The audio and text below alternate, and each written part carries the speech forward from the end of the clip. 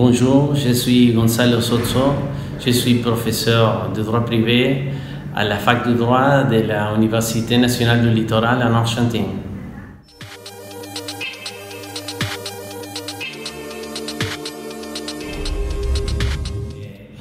La Constitution qui utilise en plus les concepts, ou plus directement les concepts de droit de la nature en Amérique du Sud, c'est la Constitution de l'Équateur. Et comme tu sais, il y a aussi la Constitution de la Bolivie qui n'utilise pas directement les concepts de droit de la nature, mais qui donne les bases pour qu'après la loi, il y a deux lois en Bolivie qui organisent, il y a la loi de la mer-terre, et après la loi qui s'occupe des droits de la nature. Et la base de ces deux lois, c'est la Constitution de 2009.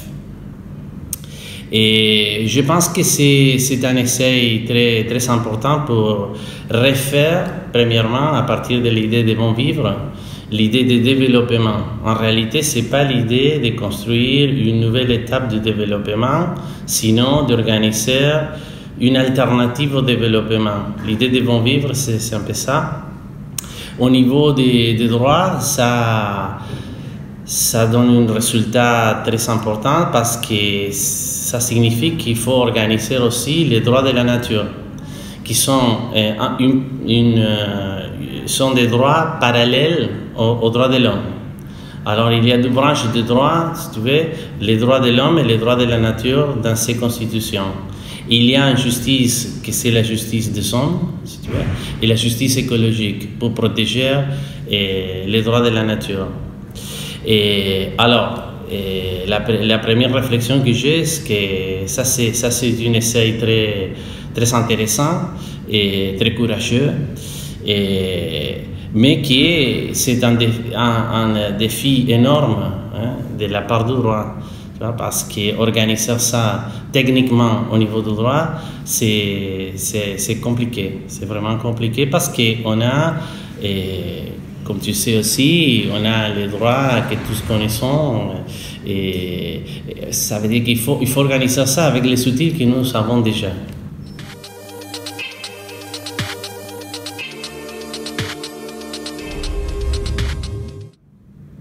Ce qui se passe, que je n'ai pas mentionné dans la question antérieure, c'est qu'il y a aussi les constitutions qui sont des constitutions qui ont été mises en place après les dictatures de la fin du XXe siècle, qui sont les constitutions de l'Argentine, la Colombie et au Brésil, qui, même s'ils ne parlent pas des droits de la nature, ils mettent en place l'idée du droit collectif à l'environnement.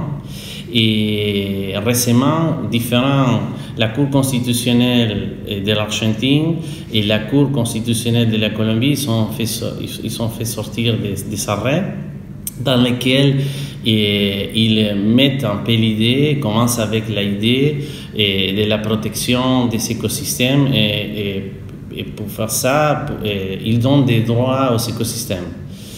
Et voilà, ça c'est un côté que je n'ai pas mentionné dans la dernière, l'autre question. Et alors, les droits de la nature, dans la version un peu plus dure, si tu veux, des constitutions de l'Équateur et de la Bolivie, ça produit un premier résultat, qui c'est le résultat que je t'ai dit, et ils produisent une justice écologique. Ça signifie que tu peux aller devant les juges avec une question de violation des droits de la nature. Et que c'est parallèle aux droits de l'homme. Et ça renforce, si tu veux, et ça renforce la protection des écosystèmes. Je dis dans la philosophie des droits de la nature, c'est pour renforcer la protection de la nature. Mais il y a aussi un autre aspect qui c'est très important, que c'est l'aspect de la protection des ressources naturelles. En parallèle de donneurs de droits, différents types de droits à la nature en soi-même.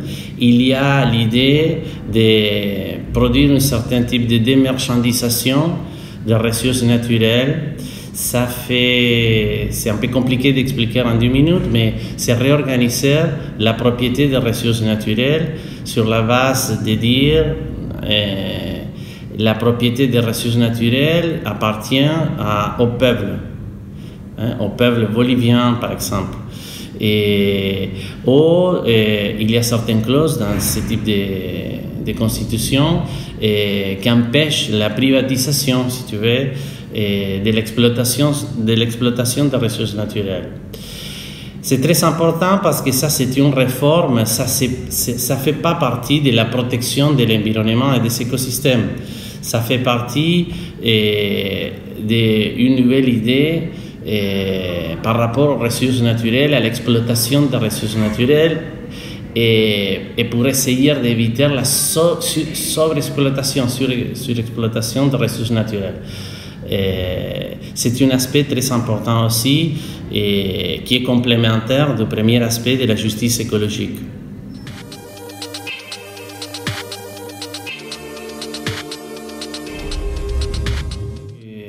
Si je dois dire oui ou non, je dirais non, c'est pas ça exactement, mais sans doute il y a l'idée.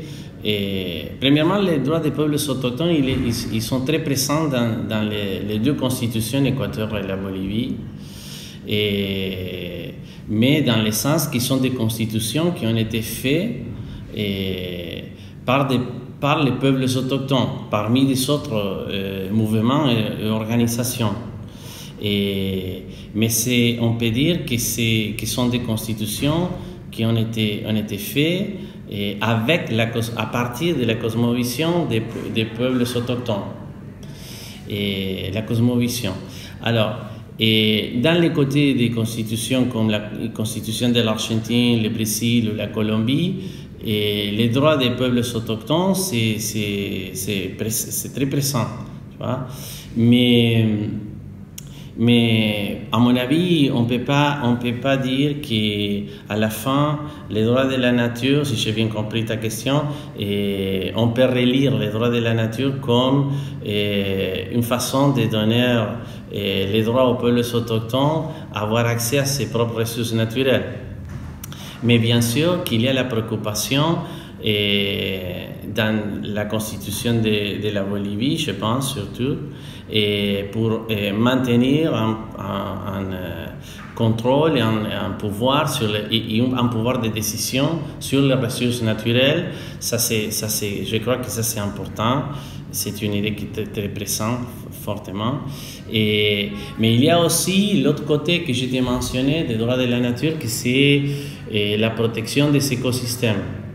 À partir de l'idée de la Pachamama ou de la Madre Tierra, que c'est très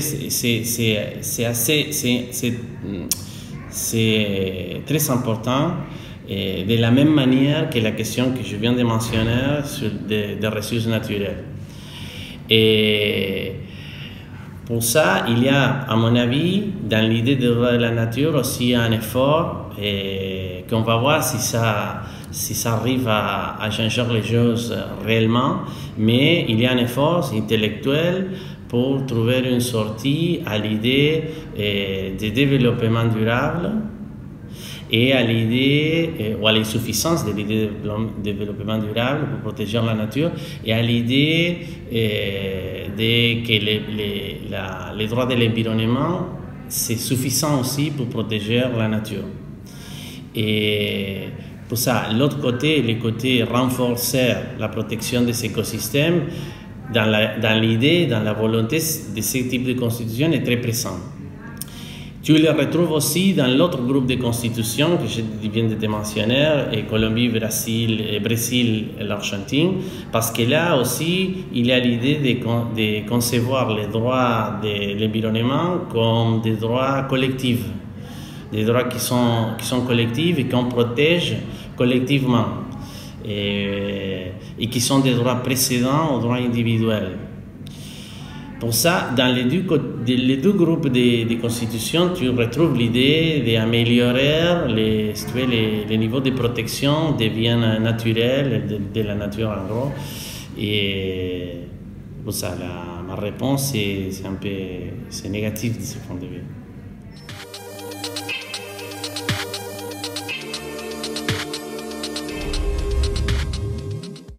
Alors, il y a un groupe de droits qui sont attribués à la nature. Dans la Constitution de l'Équateur, ils sont directement dans les textes de la Constitution. Dans le cas de la Bolivie, ils sont dans la loi 71, et que c'est la loi des droits de la nature.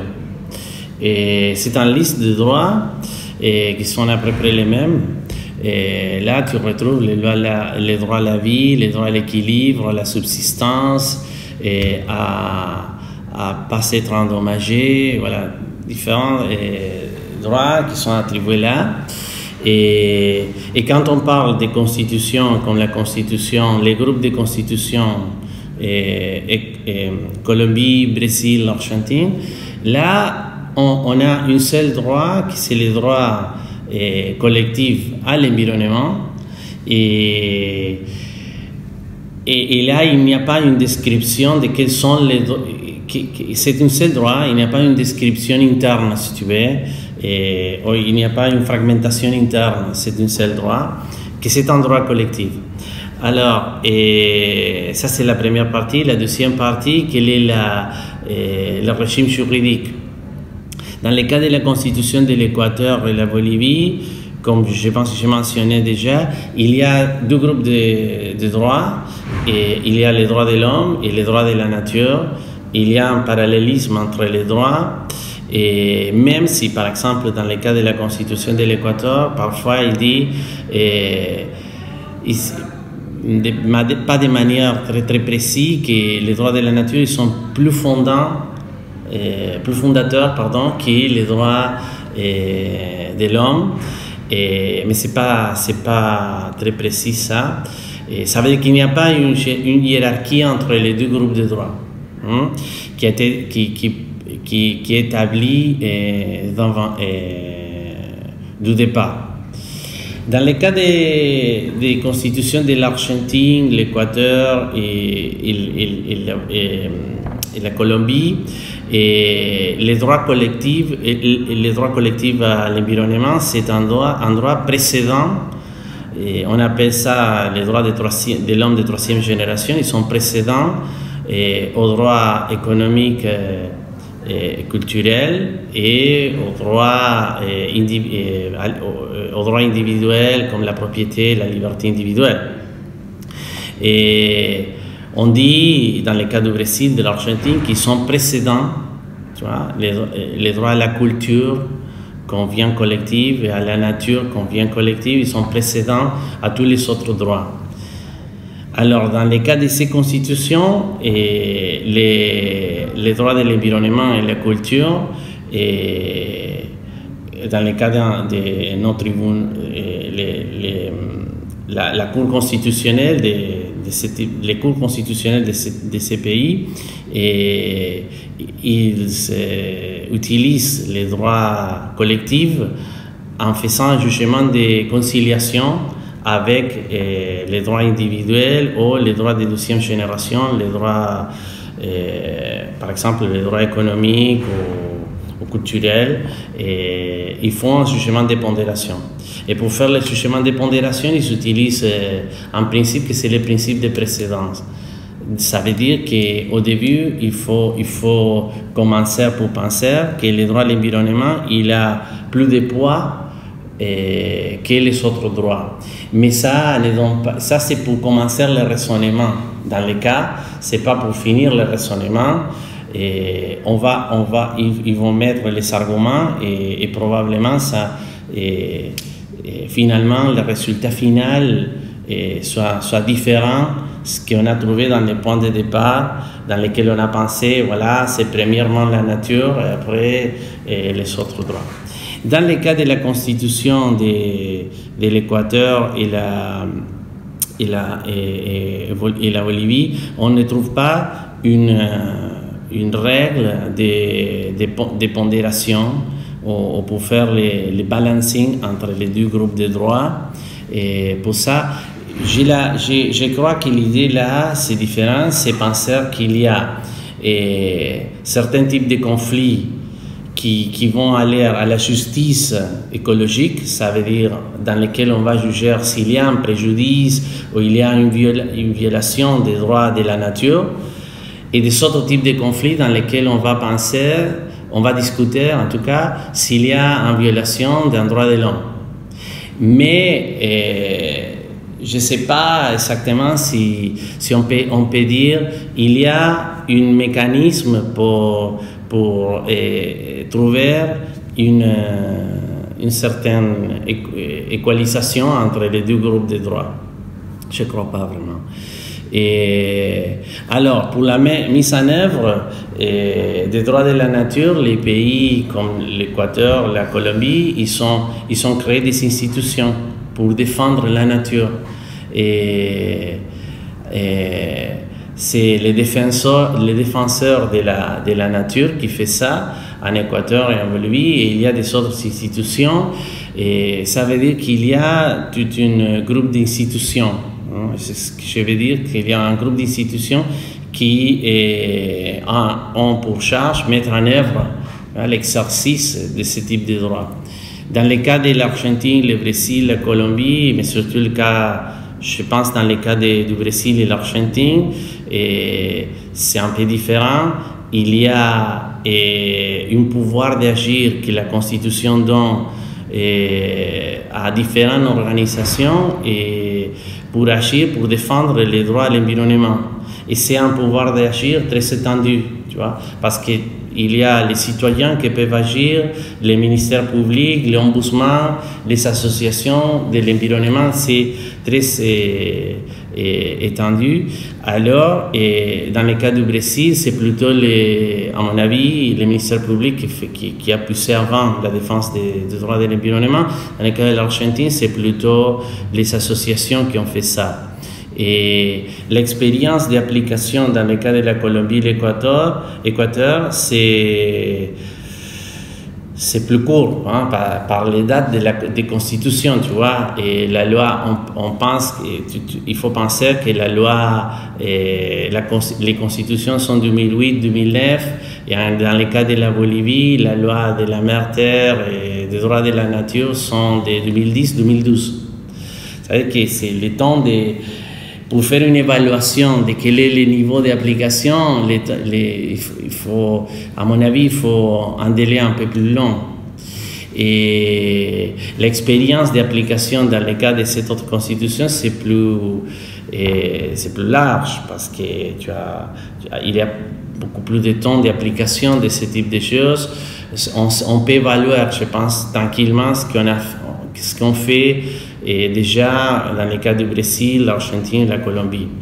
Mais pour revenir, les cercles enjeux, il faut être clair que les constitutions de l'Argentine, le Brésil et la Colombie ne mentionnent pas la nature comme sujet de droit, mais ce que j'ai dit au début, c'est que récemment, la Cour constitutionnelle de l'Argentine ou de la Colombie ont commencé à dire voilà, il y a un écosystème ou un fleuve qui ont des droits en soi-même, mais il met ça comme un argument dedans des autres arguments qui sont plus proches à la manière de penser, si tu veux, de toutes les constitutions d'Occident. Mais voilà, il faut être clair sur ça, et pour le faire clair aussi que dans le cas de la Bolivie et l'Équateur, il y a une mention très forte, une décision très forte de consacrer les droits de la nature. Tu ne trouves pas cette décision dans l'autre groupe de constitutions. Mais il y a un processus assez intéressant d'hybridation. C'est ça que je veux dire. À mon avis, c'est une hypothèse, c'est pas. Mais il y a un processus d'hybridation ou des apprentissages croisés qui est très intéressant. On va voir ce que ça donne.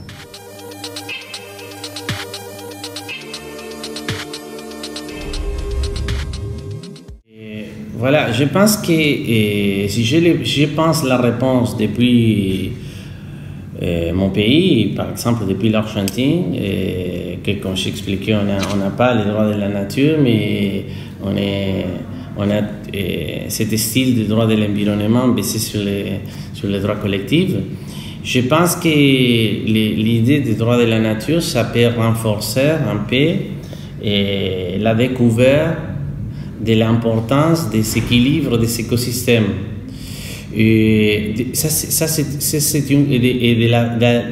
qu'on a besoin de la protection profonde de tous les processus et toutes les démarches qu'il y a à l'intérieur des écosystèmes et qui parfois ils sont un peu invisibles. Et ça, c'est un côté, à mon avis, important. Et l'autre côté important, c'est plus, si tu veux, au niveau de la rhétorique ou de l'argumentation des décisions et par rapport à l'environnement, c'est que l'idée des droits de la nature attire l'attention sur l'interdépendance qu'il y a entre les différents êtres vivants et dans tout l'écosystème. Et ça attire l'attention sur les questionnements à l'exercice du pouvoir des hommes sur les écosystèmes. À la fin, c'est un peu la même chose que l'idée d'anthropocène, qui nous attire aussi l'attention sur l'exercice du pouvoir des hommes sur la nature, sur l'environnement. Et ça, à mon avis, c'est important. Par exemple, pour moi, je suis une personne qui croit que les droits ont un côté rhétorique très important pour prendre les décisions. Et ça, c'est un côté intéressant, mais qui n'est pas trop développé. On commence à trouver ça, par exemple, dans une décision qui s'appelle la décision du fleuve actuel de 2017 de la Cour constitutionnelle de l'Argentine, dans laquelle la Cour a dit que les écosystèmes ont un droit à un minimum d'eau qui est nécessaire pour la subsistance de son écosystème.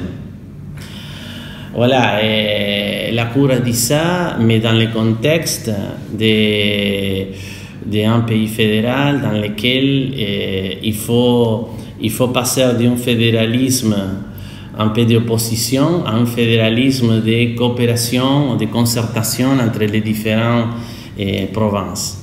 Et voilà, dans le contexte de ces décisions judiciaires, cet argument a permis d'arriver à une solution à laquelle je ne sais pas si on ne pourrait pas avoir arrivé d'une autre manière. Mais c'est vrai que cet argument, c'est un argument parfait pour avancer dans la direction de la décision que la Cour voulait prendre.